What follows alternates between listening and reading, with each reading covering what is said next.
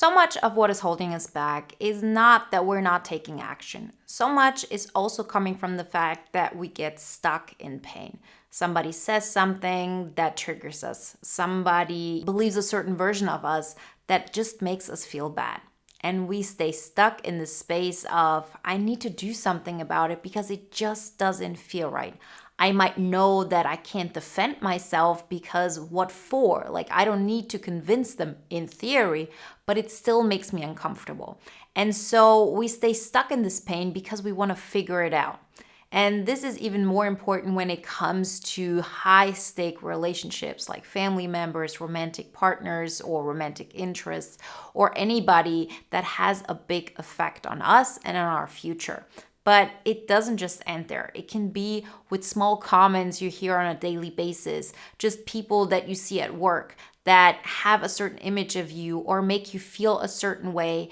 And because of that, we're not moving past that. If we, in theory, would be able to move past that, the world would be our oyster, because so often we're subconsciously shying away from taking steps because we're afraid of the reaction we're going to get. And even in situations where we already are getting this reaction, it's actually making us so often take a step back instead of leaning into it. So let's talk about it today, what to do in those situations, how to move past it, and how to use that pain as a transformational moment instead of letting it hold us back. Before we get started, I want to remind you, if you haven't done this so far, to download the free poster on the INFJ Epic Life formula. And if you want to take it a step further, get the INFJ Epic Life audio guide today. I have gotten amazing feedback on that program, so I can only recommend it. If you want to work with me one-on-one or check out any of my other free material, all of that you can find in the links in the description. We have to go through life being very conscious of any kind of feelings that are happening in our body. So if somebody says something to you and it triggers you, that's something to really look into. So I've seen this, for example, in my comment section. I've seen comments that, are really nice. I've seen comments that are not so nice. And most of them do not trigger me at all. I don't feel super flattered through the very positive comments, and the negative comments don't affect me either. But from time to time, there's a comment which does something in me. It hits me in a certain spot. I feel it in my stomach. I feel it in my chest. There is this initial thing of, oh, I want to defend myself. Oh, that person misunderstood me. Oh, that person thinks I'm a bad person, and that was not my intention. For me, this is what most of the time triggers it. And the biggest transformation in my life was actually caused because of relationships that I've had with INFPs, ENFJs, ESTPs, who for some reason believed at that moment that I'm not treating them well, and that triggered that feeling in me that I was a bad person. And this for me is one of the biggest things to work with. And from my experience, having worked with so many INFJs throughout the last 10 years, I'm not the only one, right? This is a common theme for us INFJs. So really go through life and look at the situation from a third, person's perspective. If you feel that emotion within you, that you overreacted, that you said something wrong, that you might have not, expressed yourself in a way that made the other person understand where you're coming from. All of those things, when you feel any kind of reaction in your body, so you have like this pull in your stomach or in your chest or in your throat or anything like this, look at it from the outside. Don't feel like, oh, I need to protect myself or I need to explain myself. Take a step back. Understand that this pain is super, super important because it reflects back to us what we haven't accepted about ourselves, what we have to work on, what is something that might be keeping us back from taking the next step in our personal growth. So let's take this example that I had with the comment section. So there was this comment and it pretty much made me feel like, yeah, that person has a wrong understanding of what I was trying to say. But in their perspective, I was selfish. I was full of myself. I wasn't acting from a perspective of, everybody's equal, but from a superior standpoint. So all of those things, and it really made me take a step back. And what I've learned over the last couple of years is that I'm not getting to a negative space out of it. Although there is a first reaction of, oh, I have to explain myself, the next thing that I do is to take a step back and recognize, oh, this is an amazing opportunity. This is awesome. This is one more thing that I can tackle. And this is what I do, and this is what I can recommend for everybody to do. The first thing is to actively look at that situation as objectively as you possibly can and ask yourself, is this true? Is there a way where I could have shown up and this is a reflection of what I really, have done or what my intention was? Or was I neglectful? Did I not, take people's opinions into consideration? And if that is the case, and this has happened, the thing that I always talked about that happened 10 years ago, I do believe I showed up in a way that wasn't really taking into consideration how I was hurting another person. I didn't do it on purpose. I just did it because I just wasn't aware of the power that I had.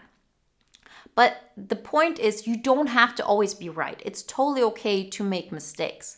But if you then experience, yes, I've made a mistake here, then the next step is to say, I'm going to apologize. I'm going to try to explain myself. And I'm going to lay out how I see it.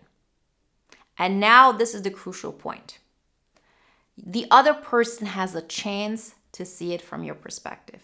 If they don't, you stop explaining yourself.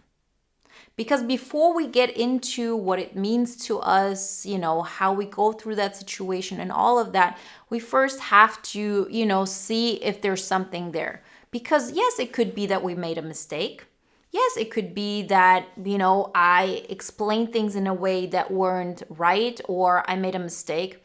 We all are human, we all make mistakes. If you apologize to the other person and explain yourself and you get the feedback of, thank you for seeing it this way, all is great, let's move forward, all is good. Then you can work through that situation in the next step we're going to talk about a little later. But if the person does not accept your explanation of things, if that person does not accept your apology, that's the moment where you have to take the other direction. Because then okay, I apologized. I explained what I wanted to explain. And if the other person doesn't see it that way, then that's okay. We very often stay stuck in the situation because we feel like if I don't convince the other person that I didn't have bad intentions, that I actually am a good person, and all that entails, then I'm going to continue feeling bad. But the point is that we have to tap into the feeling of I feel unworthy, I feel like a bad person, because that's how the other person interprets it. If we have tried to explain ourselves one time, we have apologized one time, and that person does not want to understand us, that's when we take the next step. So that is the one scenario. The other scenario that is actually the experience that I had of this comment was, this is completely made up stuff. There's absolutely nothing in it that I want to take on. There's absolutely nothing I want to apologize for. That's just a person who hasn't watched all of my material. And of course, if you take some glimpse of what I'm saying here and there, this is the interpretation you can make. And there's no need for me to explain anything there. I can't. That's a person who just hasn't looked into everything that I'm doing. Doesn't mean that that's a bad thing. Nobody has to, check out everything. I have opinions on things that I don't have a full grasp on. That's a human thing. But there is nothing to say there. There's nothing to apologize there. I know that this is not what I'm doing. That doesn't change the fact that it triggered me. That doesn't change the fact that it hit me at a certain space. So in both cases, if you feel you did something wrong after examining it, so really consciously thinking about it, not just, oh, it makes me feel bad. So my first reaction is I have to defend, I have to explain, I have to make them understand, right? If we take a step back and look at it objectively, we make a decision of, did I make a mistake? Did I not make a mistake? If, we're unsure, we can apologize and all of that. And in both cases, you come to a place of, I still have to figure out why I got triggered.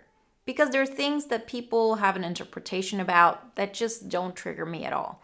And there are other things that do trigger me. And so when we experience this pain, once we've gotten through this first layer of logically, what am I going to do about this? Then it's time to confront that feeling because we want that feeling to go away. We want that feeling to help us move into the next direction. so that we can make choices from a more conscious standpoint. Yes, somebody can say something to us and this can open our eyes, and that's a good thing, right? But that doesn't mean that this has to trigger us. So sometimes people have said to me, I understand where you're coming from, but have you thought about it this way? And, it would make sense more to look at it this way. Thank you so much. It really changed, my perception on things. So it's not that we're not open to constructive criticism. It's those feelings that are getting triggered at us that might even keep us from seeing that information as something valuable or not, right? We're not able to make objective, conscious decisions about certain informations if we have that internal feeling. So what do we do with that feeling? Well, I've seen a video recently that really inspired me, and that was all about a stay meditation. So very often we have this initial feeling of, I want this emotion to go away. So I'm going to, apologize. I'm going to see it from the other person's perspective. I'm going to escape, whatever it may be, in order to make this feeling go away. This is an initial reaction, and that's not what we're going to do. What we're going to do is the stay meditation, meaning we're going to say, feeling, please stay with me. Don't go away. Don't vanish. Stay with me. Because what you're doing in that moment is you're taking conscious control of it. You're not saying, oh, the other person caused this or anything like this. You're saying, stay with me. Because the longer you can stay with this emotion, the more you can allow it to transform you, right? You can allow this emotion to actually stay in your body until you've worked through it. And then it automatically gets released. You can't even hold on to it. It's those feelings that we push down. It's those feelings that, we're just completely put to the side. Those are the feelings that continue to stay with us, right? Because at the end of the day, this emotion that, got triggered in us, it's something that we carry with us, but that we subconsciously suppress. And if you, for example, believe on some level you're a bad person, you might not take steps that are in your best interest, that, might be in other people's interest. People could benefit from who you are because this feeling tells us, I'm not good. I cannot, take those steps. I'm not worthy of it. And so, of course, it's worth to work through those emotions. So if somebody says something to you that triggers you, it's not because that person said something to you. It's because there's something that you've had with you all that time that just now got triggered. And so when you use that stay meditation and you look at it from a little bit of a standoffish position, as in, I'm not my feelings, I'm not my thoughts. I'm looking at my thoughts, I'm looking at my feelings. And then I say, feelings stay. It's uncomfortable, but I can stand this discomfort. We can allow this discomfort to stay until it's really processed and we can really release it. A lot of people use EFT, and I've seen this for INFJs as well. So this is a way of working through it. I personally just am really good at staying with that emotion, but I would have never been able to stay with those emotions unless I was really willing to take those steps. As in, first off, I look at it as objectively as I possibly can. Maybe I'm not able to, but I try. If I feel I've done something wrong, I apologize or I explain myself one time. If the person is committed to misunderstanding you, they will keep misunderstanding you. And then I'm okay with being the villain in other people's stories, with people thinking I'm somebody that I don't feel like I am. But independent of if I believe there's truth to it or not, I still have to confront myself with the feelings that have been evoked in my body. So we stay with that emotion. We say emotions stay as long as you possibly can, because then it just goes away. Because now I can't feel that, what I initially felt when I read that comment. I can't. If I wanted to, I can't tap into it again because that emotion has just gone away. So I know for sure that there's a part of me that I was able to work through. It was an emotion that I suppressed that now isn't suppressed in my body anymore. And so I know it's not going to subconsciously keep me from taking the next step. And so look out for those emotions. See those emotions that you feel when somebody judges you as great teachers, as a compass, and as something that tells you where to go next. Remember, if you want some more guidelines on how to create the next step in your INFJ Epic Life journey, then check out the free poster on the INFJ Epic Life formula. If you want to take it to the next step, get the INFJ Epic Life audio guide. I can highly recommend it. If you want to work with me one-on-one or check out any other material that I offer, everything you might need you can find in the links in the description. And if you want to watch another video now that is in alignment with today's topic, then check out the video you see on the screen right now. I see you in the next one. Bye, guys.